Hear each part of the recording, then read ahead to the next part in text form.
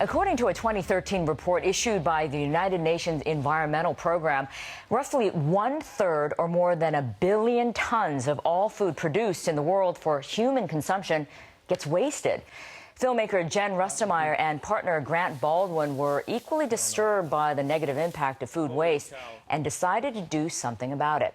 The pair devised a plan whereby they'd live solely on food that was discarded or given to them by others for 6 months, and they captured the entire journey on camera. What transpired is seen in their award-winning film, Just Eat It. Mandarin orange. I've been trying to track how much food we find, and in the first month alone, we brought home $1,127 of food. And even though we were trying to pay for it, we only ended up spending $33. And then after that, it just kind of got out of control, and I couldn't even monitor it anymore. I'm just starting to lose the excitement of finding tons of food like this. But ultimately, it's the fact that what we're doing, it's not reducing the amount of waste. Somebody's losing money on this when it gets thrown out. I mean, on the one hand, I'm happy because we found food and it's really exciting.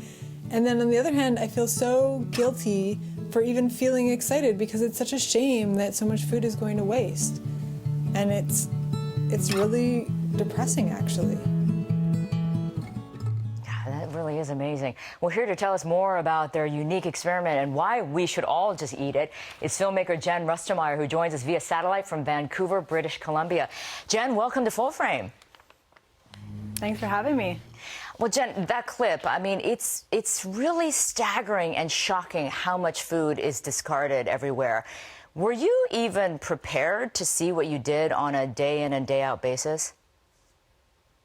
I don't think I was. I mean, you hear these statistics like 40% of food is being wasted, but you don't really understand what that means until you see it with your own eyes. I mean, that's why we made the movie in the first place, to expose the issue. I gotta ask, did your friends and family think you were crazy to do this?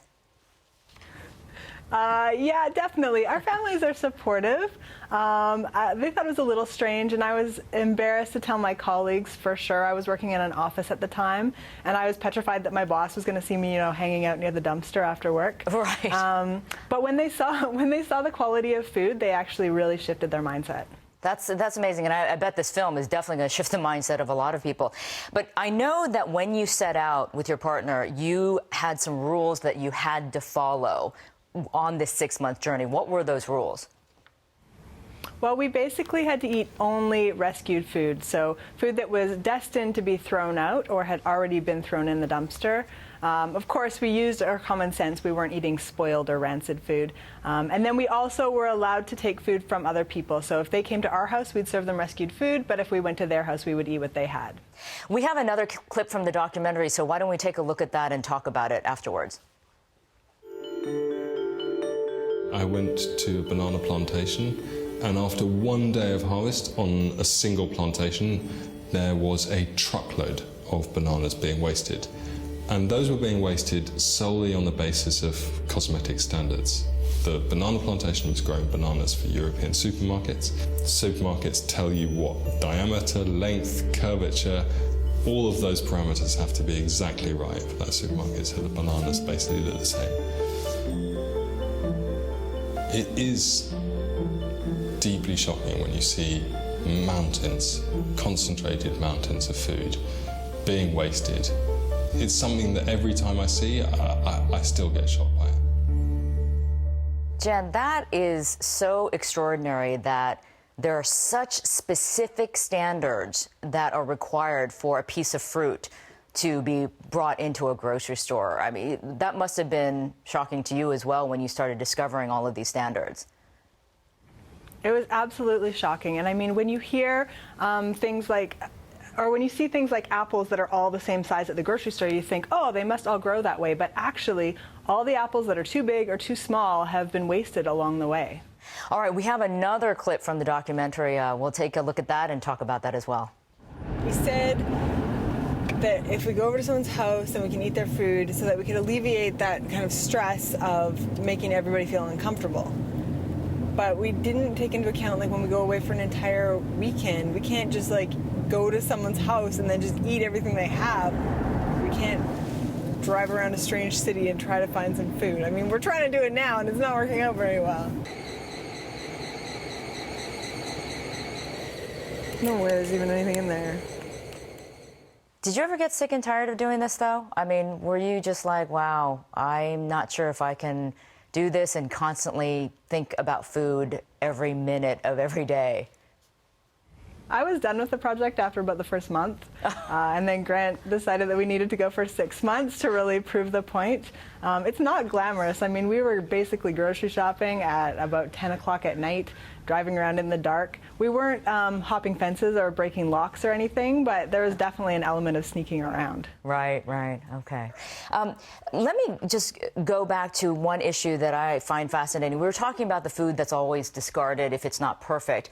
There's also an issue about expiration dates, and those are really rigid standards as well, right? I mean, even if something is not that close to being expired, a lot of places will still throw it out, won't they? Yeah, this is a good point. So food is really being thrown out for the two major reasons: aesthetic standards and the best before dates. And I don't use the word expiry date because if you look at those products, it says best before date.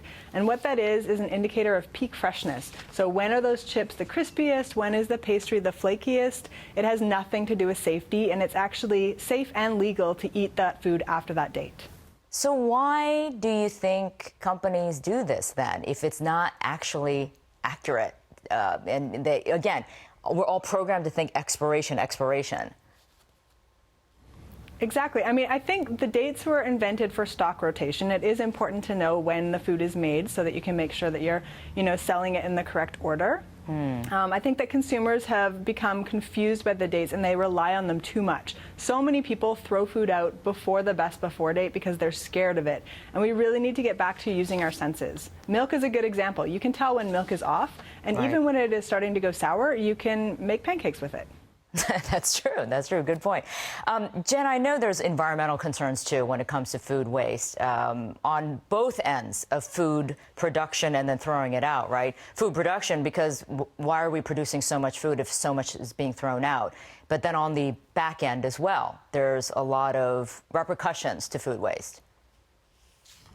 Yeah, it's not just the food itself, it's all the energy and the water, the transportation, the refrigeration that goes into the food. I mean, that's wrapped up in the cost of food. When people complain that food's getting more expensive, if we stopped wasting 40% of it, food would probably be a lot cheaper. Yeah, yeah. And what interesting statistic that I didn't realize is that actually 50% of the food wasted is done by consumers. We're the ones who are actually throwing out a lot of this stuff on our own, right?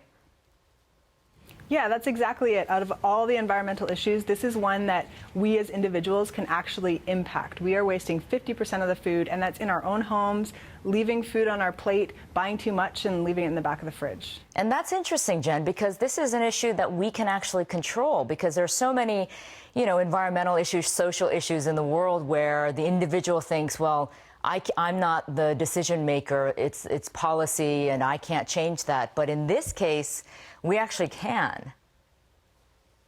Yeah, not only can you control the amount of food that you're wasting, you're actually potentially going to save a lot of money. I'm talking, $700 a year you could save by not wasting so much food. Speaking of money, were you able to track how much food you rescued and the dollar amount, the value of that food? Right, so we couldn't measure the amount that we found because there was so much. But we counted what we brought into the house and we assigned what we thought was this fair market value, and we found about $20,000 worth of food. All right, that's a substantial amount of money for folks.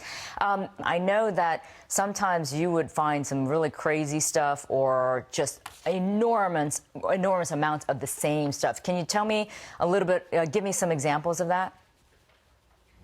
Well, something that would happen frequently is that you'd have an entire case of something and maybe the corner would get damaged, so they would throw the whole case out.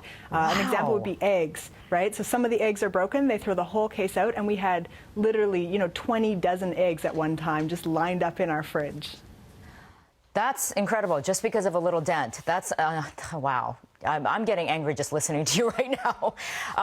Well, I think a lot of people who don't know how the system works, including myself, we would say, well, why doesn't this food get donated to food banks and other charities? I mean, why throw it out? Why is that not happening? I think it happens to some extent. I mean, there are organizations that donate. A lot of it comes down to logistics. So who's going to pay to drive that food to the places that need it? Who's going to pick it up as soon as it is available? So I've seen some apps coming out that are starting to bridge that gap. Right, right. From a personal level, Jen, I have to imagine that this really changed you in so many ways by doing this experiment. Long term, I mean, how do you feel now, and how do you look at this issue differently? Personally, I really value food more. I mean, I realize that it's a luxury to go into the grocery store and buy whatever we want, whenever we want. We have an amazing food system. I'm much more careful in my own house, so we actually have this bin that says "Eat Me First" on it, and we put our leftovers in there or our half onions, and we make sure that we are prioritizing eating that food, so we're better at managing food in our own house. Jen, I'm wondering how this experiment for you created more empathy in terms of a better understanding of how actually people live who don't have their next meal. They don't know where their next meal is coming from. How did your perspective change that way?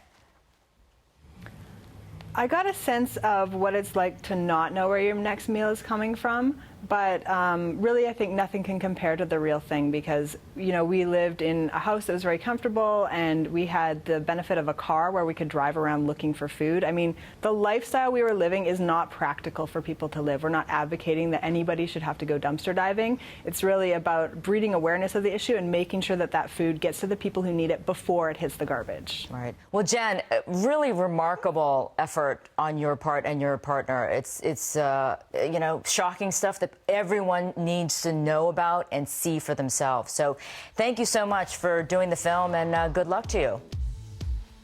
Thanks very much.